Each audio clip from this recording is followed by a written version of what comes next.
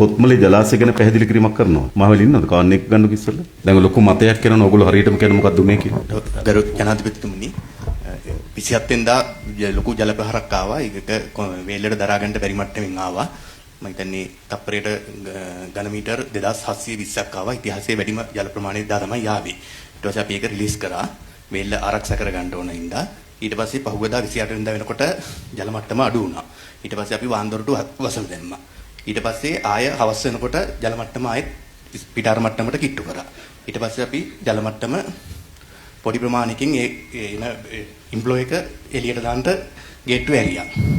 ඒක අරින්න කලින් අපි අර සාමාන්‍ය සම්ප්‍රදායක් තියෙනවා මේ සයිරන් එක ගහලා මේ කියන්නේ නලාව හඬවල තමයි අපි ඒක මේවා කරන්නේ. ඒ විදිහට තමයි ක්‍රියාත්මක කරේ. නලාව හඬවලා දොරටු විවෘත කරන්න කොච්චර වගේ කාපාරතරයක් තියෙනවද? විනාඩි 10කට කලින් නලාව හඬවනවා. ඊට පස්සේ දොරටු විවෘත කරනකොට ආයෙත් නලාව හඬවනවා. විනාඩි 10යි තියෙන්නේ. ඔව් 10. ඊට කියන්නේ ඔයගොල්ලන් විනාඩි 10කට පෙර හඳුනා ගැනීම හැකියාවක් නැද්ද?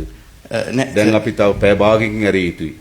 පැයකින් ඇරිය යුතුයි වගේ කියලා හඳුනා ගැනීම අවස්ථාවක් නැද්ද? නෑ ඒක සර් ඉම්ප්ලෝ එකත් එක්ක එන විදියට තමයි සෙන්නේ සර්. සමහර වෙලාවට ආපු ගමන් එකපාරට නවතිනවා. මොකද පවර් ස්ටේෂන් එක වැඩ කරොත් ආයෙ මේ ලෙවල් එක බහිනවා. එතකොට විනාඩි 10කට වගේ ඒක පොඩි ප්‍රමාණයකින් ඇරියේ. සාමාන්‍යයෙන් 170ක් විතර වගේ තමයි ඇරියේ තප්පරයට ඝන මීටර.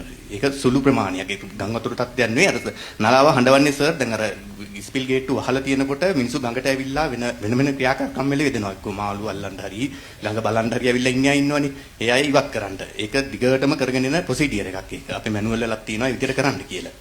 ඒ අනුව තමයි ඒක ක්‍රියාත්මක කරේ. දැන් සමහර තැන්වල මතයක් කියනවා ඕගොල්ලෝ ශනිකව විවෘත කරා වගේ අදහසක් ඉදිරිපත් කරන එකක් කරන මම දැක්කා මීඩියා වල. නෑ ශනිකව නෙමෙයි. අපිට ආපුවේ ජලධාරිතාව දරා ගන්න බැරි වෙනවා. අපි ස්ටෙප් බයි ස්ටෙප් තමයි මේවා කරන්නේ. අපි අන්තිම වෙනකන් අල්ලගෙන හිටියනම් සර් ඊට වඩා ලොකු ප්‍රමාණයකින් ගේට්ටු අරින්න වෙනවා. එතකොට ලොකු ඊට වඩා විශාල ජල ප්‍රමාණයක් එළියට දාන්න වෙනවා. ඕගොල්ලෝ ඒක නිරන්තරයෙන් බලා ගනිමින් ඔව් පැය 24ම සර් අධීක්ෂණය කරගෙන තමයි මේවා කරන්නේ. හරි.